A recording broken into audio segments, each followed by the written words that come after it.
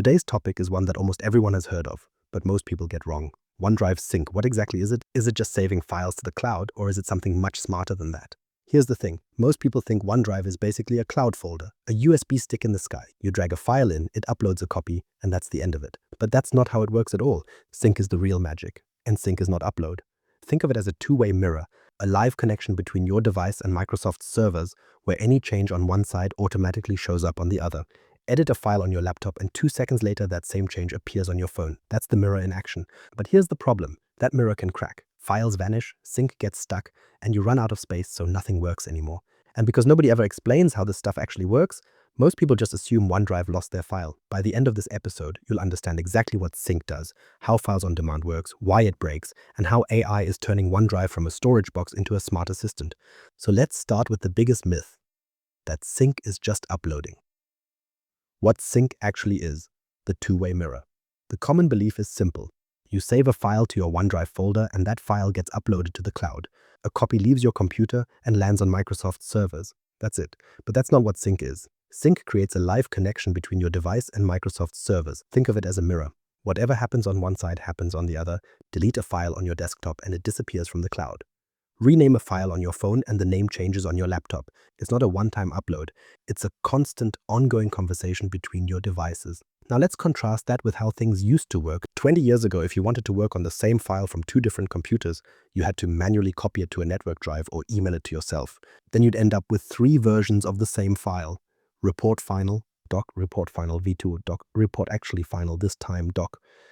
It was a mess. OneDrive does it constantly in the background with version history as a safety net. You don't have to think about it. You save the file and it's everywhere. And if you mess something up, you can roll back to any of the last 500 versions. That's the safety net. Why does this matter? Because without sync, OneDrive is just a storage box, a place to put files you might need later. But with sync, it becomes your active workspace. You can start a document on your office desktop, make edits on your laptop during the commute, and review it on your phone before bed. All on the same file with no copying, no emailing, and no version confusion. But here's where things get tricky. Not every file on your device is actually on your device. Files on demand, the feature that changes everything. Have you ever opened your OneDrive folder in File Explorer and noticed some files have a cloud icon next to them, while others have a green check mark? Those little icons are telling you something important about where that file actually lives.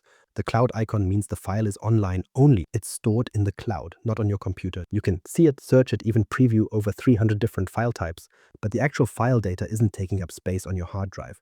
The green check mark means the file is locally available. It's downloaded to your device and stored on your hard drive.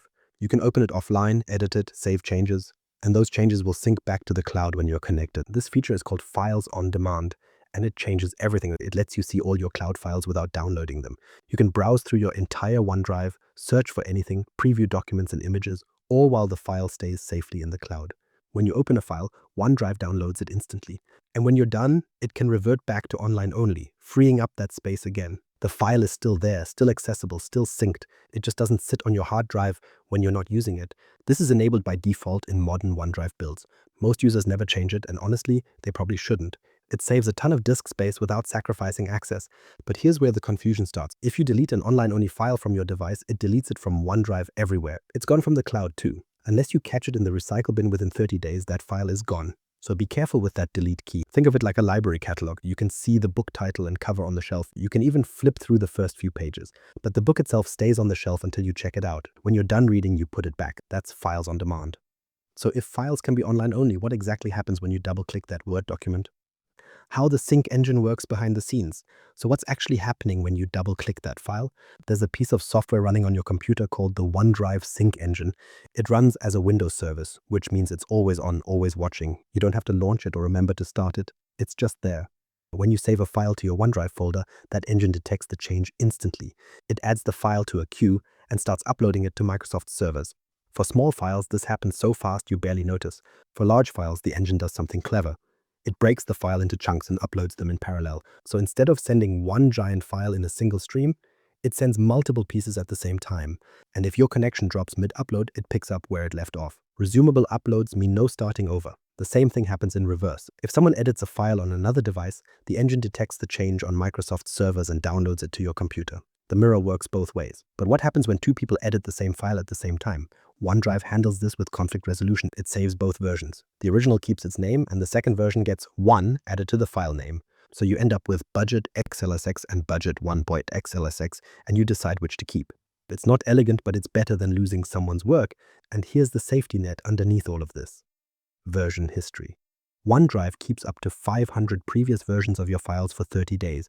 If you have a retention policy from your work or school account, that can go much longer. So if someone overwrites your document or you accidentally delete a paragraph, you can roll back to any saved version. The sync status icons in File Explorer are your window into this engine. The cloud icon means the file is remote. It's in the cloud, not on your device. The green checkmark means it's local and fully synced. The blue arrows mean it's actively syncing. Those icons tell you exactly what the engine is doing at that moment. And one more thing about speed, OneDrive uses differential sync. That means when you edit a file, it doesn't re-upload the entire thing. It only transfers the bits that changed. So if you add one sentence to a 50-page document, it sends that one sentence, not the whole document. That's why sync feels fast even with huge files. That all sounds clean, right? So why does sync sometimes just stop? Why sync breaks? The top 3 beginner mistakes. Here's the thing. The sync engine is reliable, but it follows rules. When you break those rules, it breaks silently. There's no pop-up, no warning, just a red X on the OneDrive icon and files that refuse to move. The number one cause is a path that's too long. Windows has a 400-character limit for file paths, and that means the full path from your C drive all the way down to the file name counts. So if your folder structure looks like OneDrive, Projects, Client Reports, 2026, Q1, Marketing, Campaign Analysis, Drafts, Final Version, DocX, you're already over the limit. OneDrive can't sync files with paths longer than 400 characters. It just stops, and it doesn't tell you why. The second most common issue is storage full. If you're on a free OneDrive account, you get 5 GB, and that fills up fast. When your quota is full, sync pauses. No warning, just a red X on the icon. You can still see your files, but nothing new will upload. The fix is simple. Free up space or upgrade your plan. But if you don't know it's happening, you'll wonder why your files aren't syncing. The third one is a file locked by another app. If you have a Word document open or an Excel file or a Photoshop project, OneDrive can't sync it while it's in use because the file is locked by the application.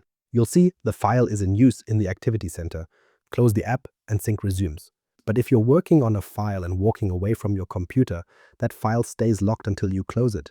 There are other causes too. File names with unsupported characters like ampersands, colons, or question marks. Individual files larger than 15 GB. Libraries with more than 100,000 files. The performance starts to drop long before you hit the official limit of 300,000. And then there's what IT professionals call sync purgatory. Files that appear to be syncing, but never complete. They just sit there with blue arrows spinning forever. That's a path length issue or a file lock. Here's the quick fix that works for most problems. Right-click the OneDrive icon in your system tray. Click Pause Syncing. Wait 30 seconds. Click Resume Syncing. That simple cycle clears temporary glitches about 80% of the time. If that doesn't work, there's a more powerful option. Open a command prompt and run OneDrive. Exe reset. This clears the sync database without deleting your files. It's like rebooting the engine. Your files stay on your device and in the cloud, but the sync state resets. When you sign back in, OneDrive resyncs everything fresh. But sometimes the problem isn't the engine at all. It's how you've set up what to sync in the first place. Selective sync versus files on demand. When to use what? A lot of people think selective sync and files on demand do the same thing. They don't. They're two different tools that solve two different problems. Mixing them up is why some users end up with files they can't find or a hard drive that's full for no reason. Selective sync is about which folders show up on your device at all. You go into OneDrive settings, click Choose Folders, and uncheck the ones you don't need locally. Those unchecked folders don't appear in File Explorer. They don't sync at all. They just live in the cloud, and you can only reach them through a browser or the mobile app. It's a binary choice. Either a folder is on your device or it isn't. Files on demand is different. It shows everything. Every folder, every file, every subfolder appears in File Explorer. The difference is that most of them start as online-only placeholders. They're visible, searchable, and previewable, but they don't take up space until you actually open them. It's a much finer level of control. Now, there's a new feature in 2026 that bridges the gap between these two. It's called folder exclusion. This lets you sync a parent folder but exclude specific subfolders from it. So you can sync your projects folder but exclude projects as archived without having to choose between syncing everything or nothing. That's something selective sync alone couldn't do before. So when do you use each one? If you have limited disk space, say a 128 GB laptop, and you only need a few folders for offline work, selective sync is your friend. Uncheck everything except the folders you actually use. The rest stays in the cloud, invisible on your device, not taking up any space at all. If you want access to everything but don't want it all taking up space, use Files on Demand. Let everything appear in File Explorer as online only.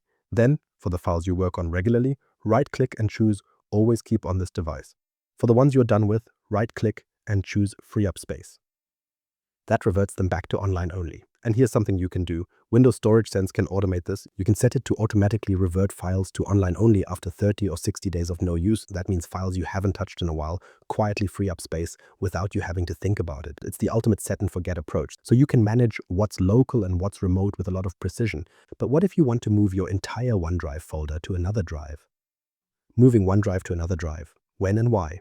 By default, your OneDrive folder lives at C per users by your name plus OneDrive. That's your system drive, the same one where Windows lives. So if that system drive is a small SSD, say 128 GB, your OneDrive folder can eat up a huge chunk of your available space pretty quickly.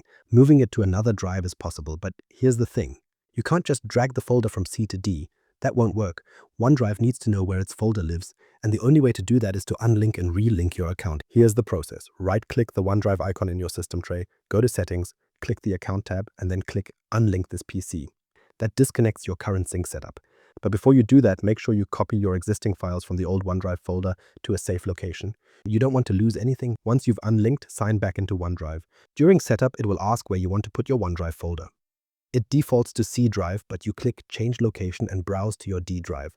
Create a folder called OneDrive there, select it, and finish the setup. Now every file you sync will end up on your D drive. When should you do this? If your C drive is small, common on laptops with 128 GB SSDs, or if you have a large secondary drive for data and want to keep your system drive lean. OneDrive remembers the new location across updates, so you only have to do this once.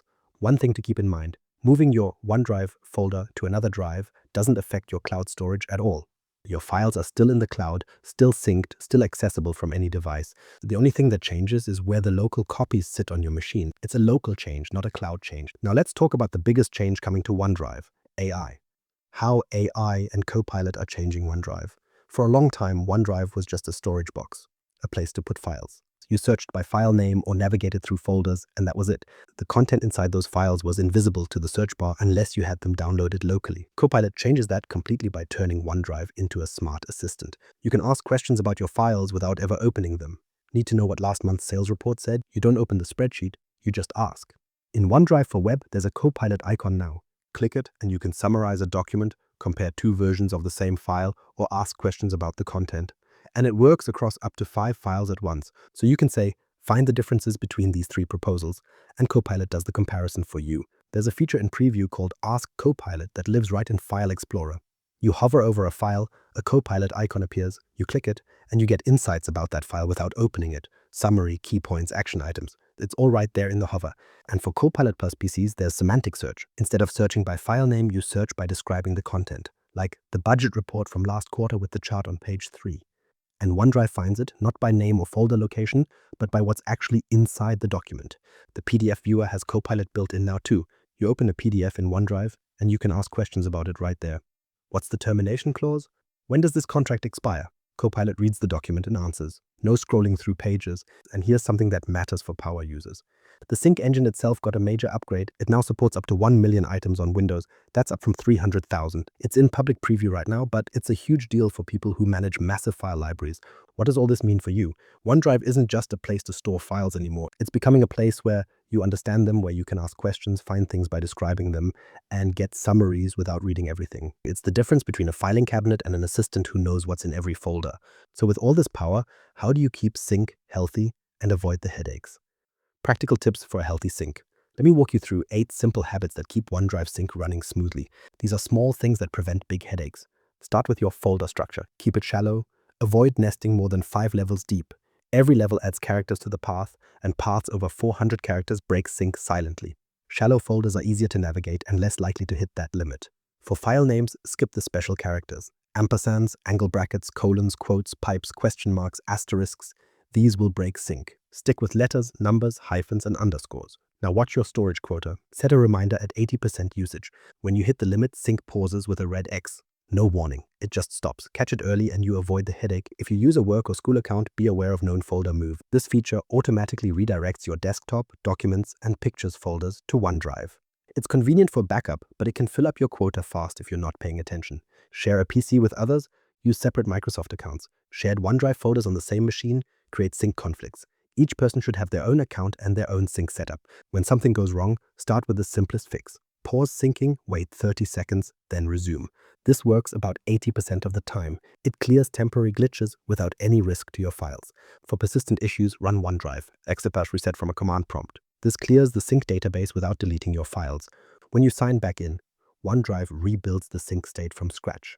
Finally, use Always Keep on this device for files you absolutely need offline. Your resume, your tax documents, your critical work files, mark them as always available. Everything else can stay online only and save you space. Here's a quick checklist for beginners. Check your storage, check your path length, check for file locks, restart OneDrive, reset as a last resort. Follow that order and you'll solve almost every sync problem.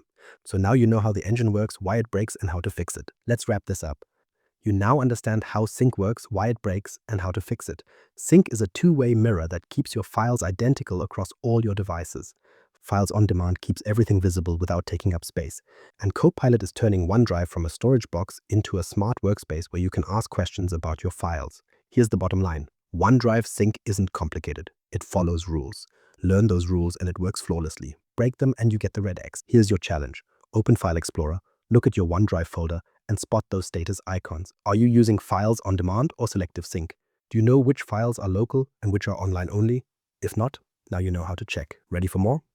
Next episode, we'll cover how OneDrive backups work, the difference between sync and backup, and why you actually need both.